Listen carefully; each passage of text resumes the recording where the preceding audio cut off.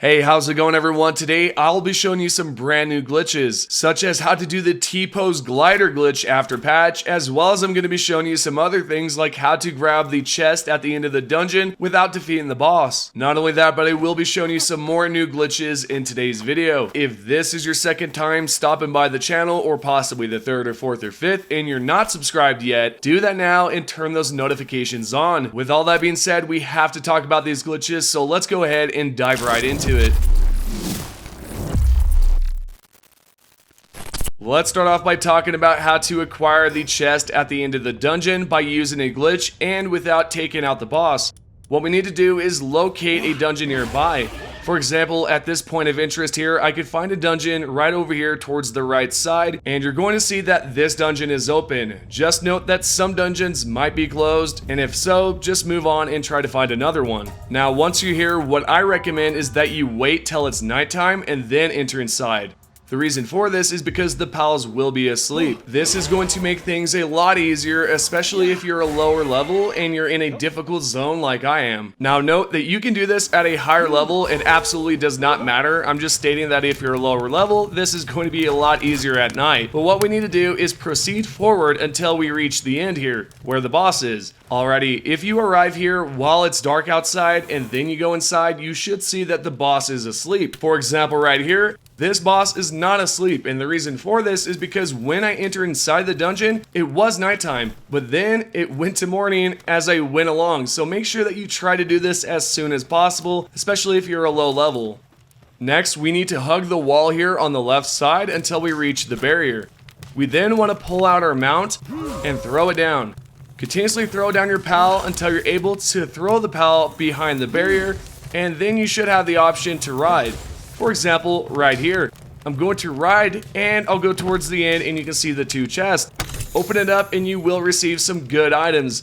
This is probably one of the best glitches out right now, and I highly recommend trying it out.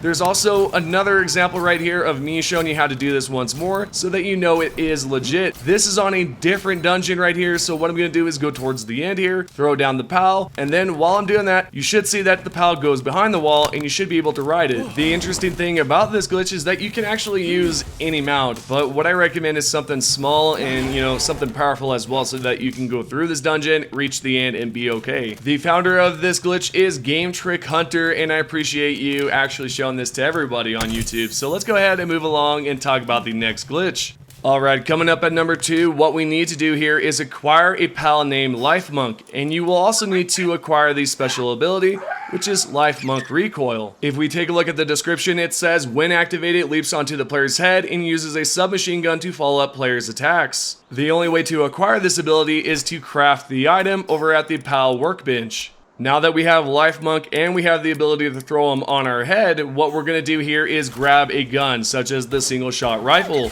This will not work with the musket. You then want to throw the pal on your head, shoot one time, and then just aim. What you will notice is that the pal at the top will continuously fire, and on top of that, you can just do this as much as you like. But wait, you might be confused because you're probably thinking, how am I going to do this as much as I like if there is a cooldown?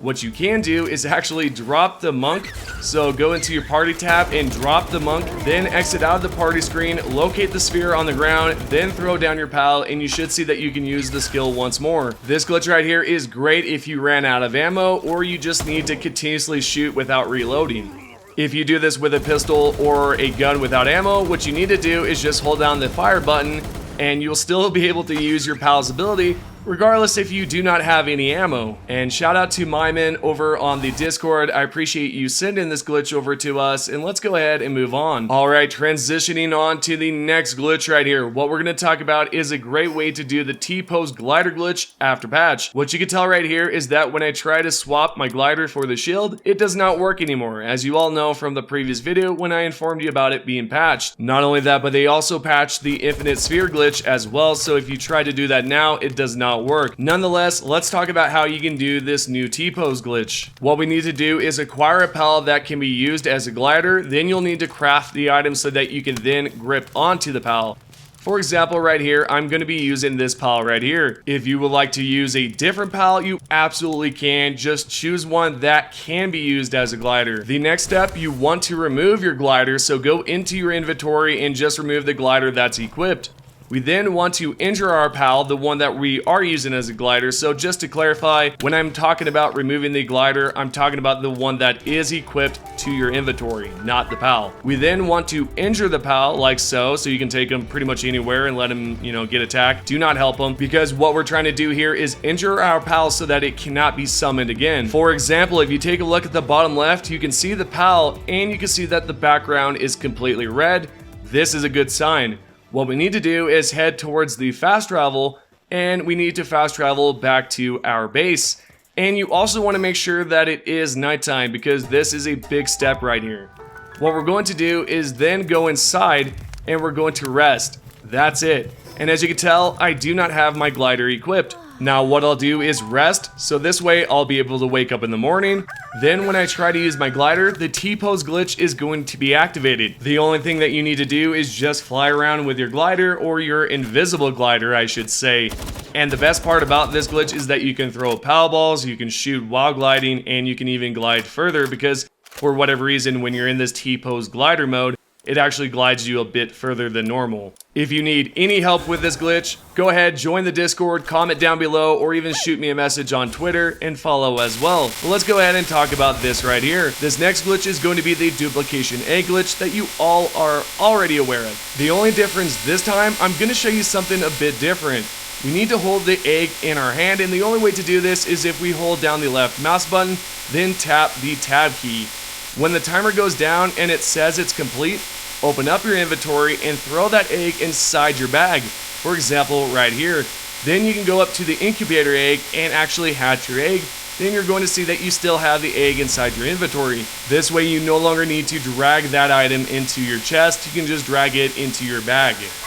With that glitch out of the way, we can then talk about a new way, actually two new ways, to take out the Black Marketeer early game. This is a new way of doing it, so definitely check this one out. We need to head over here towards the Desolate Church, then we're going to go towards the bottom here towards the east, and you should see exactly where the abandoned mine is. And if you guys already know where this spot is, just don't even bother and just head directly there. Fast forward to the part where you need to see the glitch. No worries, I understand. But I'm just showing this to those that do not know how to get here. But what we're going to do is go inside this abandoned mine shaft right here. When you're inside, you're going to go towards the very end and you should see the NPC in the distance. The first method, you're going to need a stun baton, which can be unlocked at level 22. All you need to do is talk to him and then strike him.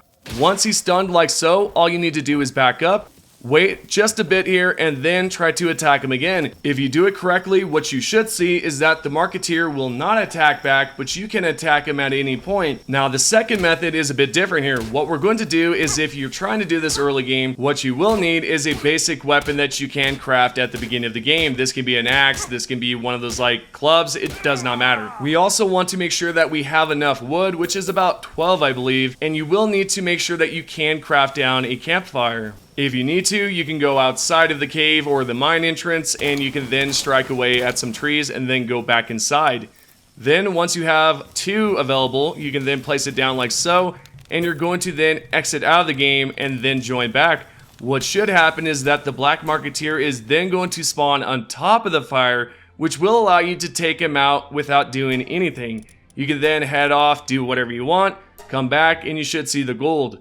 This is great because if you need to do something early game and grab a bunch of coins, this method right here is not bad at all, and I would definitely recommend it, especially if you're starting off new and you need sort of like a kickstart, right? Okay, so now that we're back inside the game, you're going to see that the Black Marketeer is indeed on top of the fire pit.